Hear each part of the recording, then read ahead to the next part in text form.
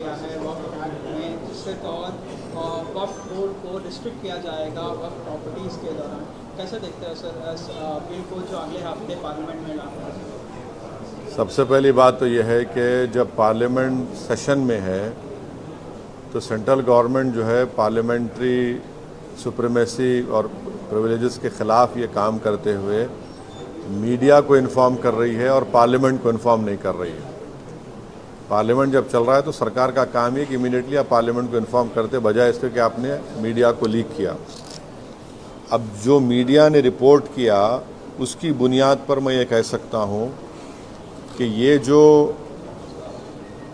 Propose amendment से जो media में जो लिखा गया है वो इस बात को बताता है कि मोदी हुकूमत वक्फ बोर्ड की ऑटोनॉमी को छीनना चाहती है और वो इंटरफेयर करना चाहती है वाकिफ़ के मंशे के ख़िलाफ़ कि किस तरह से उस वक्फ की प्रॉपर्टी को चलाया जाए, और ये ख़ुद फ्रीडम ऑफ रिलीजन के ख़िलाफ़ है, नंबर 1। दूसरी बात यह है कि बीजेपी शुरू से वक्फ बोर्ड्स और वक्फ की प्रॉपर्टीज़ के ख़िलाफ़ रही है और इनका एक हिंदुत्व का एजेंडा है, आरएसएस का एजेंडा है कि वो शुरू से वक्फ प्रॉपर्टीज़ को और वक्फ बोर्ड को ख़त्म करने की कोशिशें करती रही हैं।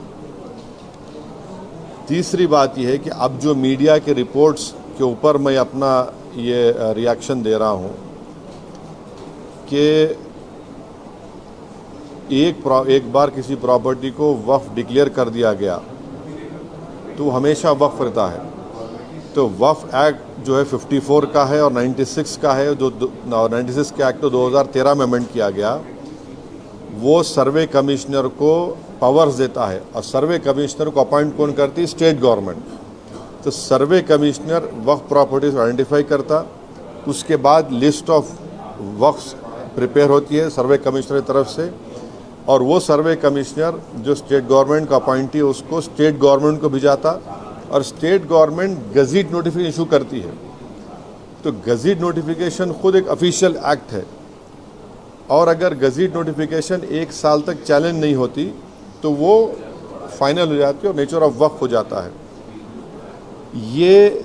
इसको ये लोग चेंज करना चाहते हैं, यानी जो पहले से वक्फ हो चुकी हैं प्रॉपर्टीज़ अब दोबारा उनको इस्टेब्लिश करना पड़ेगा कि ये वक्फ है। ये इम्पॉसिबिलिटी है। दूसरी बात यह है कि गज़ीट का जो कंक्लूसिव नेचर है उसको आप डाइल्यूट करना चाह रहे हैं। माने अब कई लोग वक्फ की प्रॉपर्टीज़ में इंक्रोचर्स है, इलीगल तरीके से वहाँ पर है, तो इनको एक मौका मिल जाएगा कि वो वक्फ प्रॉपर्टीज़ को बोलेंगे कि हमारी प्रॉपर्टी है, वक्फ की प्रॉपर्टी नहीं है। और कोई भी प्रॉपर्टी में ये झगड़े होते कहीं ना कहीं, तो उसको एक एंक्रोचर्स को एक मौका मिल जाएगा।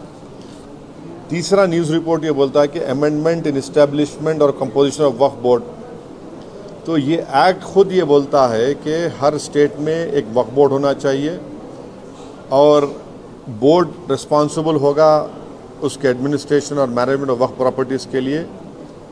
अब अगर आप अमेंडमेंट करेंगे establishment and composition of Waqf board में तो एक एडमिनिस्ट्रेटिव क्योस होगा, loss of autonomy Waqf board का होगा, और ये गवर्नमेंट का जो कंट्रोल है वक्फ बोर्ड के ऊपर, गवर्नमेंट का कंट्रोल बढ़ेगा तो वक्फ के इंडिपेंडेंस पे एक बहुत बड़ा असर पड़ेगा। चौथी बात उसमें यह है कि वक्फ ट्रिब्यूनल्स है। अब ये जो मीडिया रिपोर्ट ये बोल रहा है कि गवर्नमेंट इन ट्राइब्यूनल्स को डाइल्यूट करना चाहती है। अब ये ट्राइब्यूनल्स के पावर्स को आप डाइल्यूट कर देंगे तो फिर ये केसेस का क्या होगा? इनएफेक्टिव इन्फोर्समेंट होगा। पांचवी बात जो मीडिया रिपोर्ट्स के ऊपर मैं बोल रहा हूँ आपको, इसमें लिखा गया कि अगर कोई डिस्प्यूटेड प्रॉपर्टी है तो डिस्प्यूटेड प्रॉपर्टी का ये लोग बोलेंगे नहीं प्रॉपर्टी डिस्प्यूटेड है, इसका सर्वे हम कराएंगे। अगर कोई प्रॉपर्टी डिस्प्यूट है तो उसका फैसला जुडिशरी करती।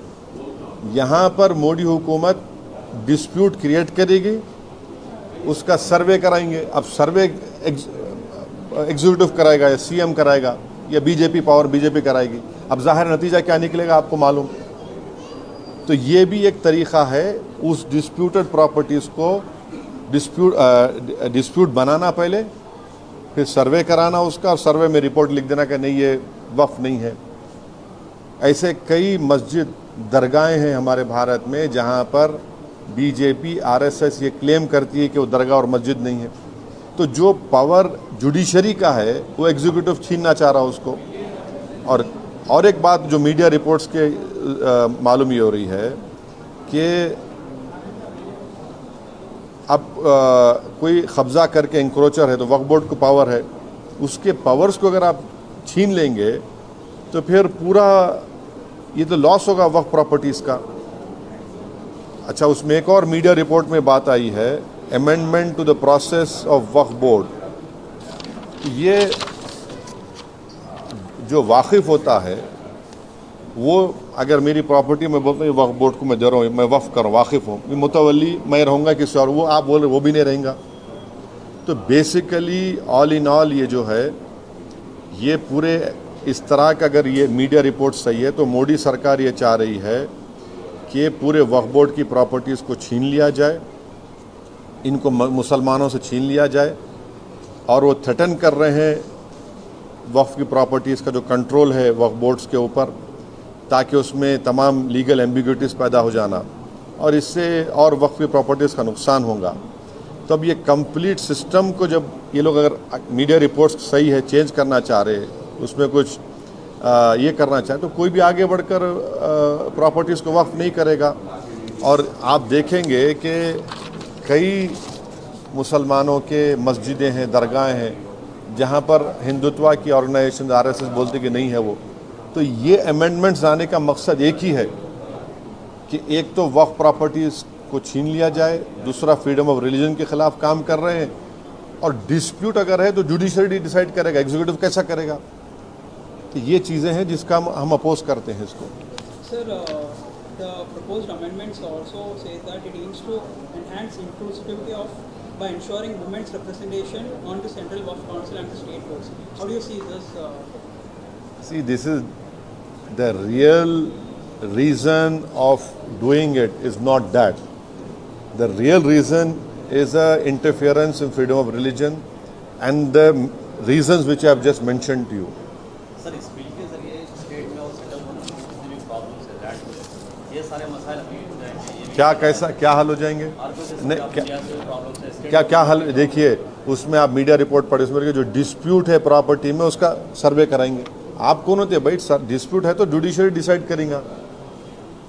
आप कौन होते करने वाले उसको? आप होते कौन? आप पॉलिटिकल एग्जीक्यूटिव डिस्प्यूट के नाम पे इंक्वायरी कराएंगे, वो तो जुडिशरी करना चाहिए। मकसद एक ही है कि वक्फ प्रॉपर्टीज़ को मुसलमानों से छीन लिया जाए। ये इनका जो शुरू से आरएसएस कोशिश कर रही है, इनका आरएसएस बोलती आ रही 70 साल से, बीजेपी उससे पहले जनसंघ बोलती आ रही है। तो ये तो डायरेक्ट सोचना पड़ेगा, ये जो अलाइज है बीजेपी के, क्या वो मुसलमानों के वक्फ प्रॉपर्टीज़ को छीनना चाहेंगे? जो पॉलिटिकल पार्टीज़ बीजेपी को सपोर्ट कर रही है वो इनको सोचना चाहिए।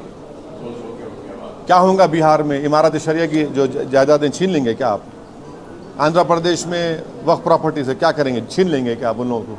ये तो उनको सोचना चाहिए, लोग जो सपोर्ट कर रहे हैं बीजेपी को। सर, इसी सरकार में बिहार से नीतीश कुमार भी जुड़े हैं। मैं बोल दिया ना, अब यही बात रिपीट मत करो, जो नहीं बोला पूछो आप। Sir, will you appeal the India Bloc Alliance to oppose the bill? No, see, I have said what I have to say. It is for I cannot speak for other political formations or political parties. Okay. सरकार ने आपकी बात पूरी रखी है sir, ये पहले नहीं, ये हमारे एमएलएज अकबरुद्दीन ओवैसी साहब की लीडरशिप में हमारी पार्टी शुरू से कह रही थी कि हैदराबाद, साइबराबाद और रच्चाकोंडा एक बहुत बड़ा एरिया है और यहाँ पर बिज़नेस एक्टिविटी होनी चाहिए, और गवर्नमेंट एक फ़िक्स टाइम दे दे और लीगली करे। हम वेलकम करते जो डिसीजन चीफ मिनिस्टर लिए एमआईएम के रिप्रेजेंटेशन के ऊपर। इससे गैर ज़रूरी के तमाम जो इस्टेब्लिशमेंट्स हैं उनका हरासमेंट रुकेगा और सही तरीके से वो काम करके अच्छा कर सकेंगे।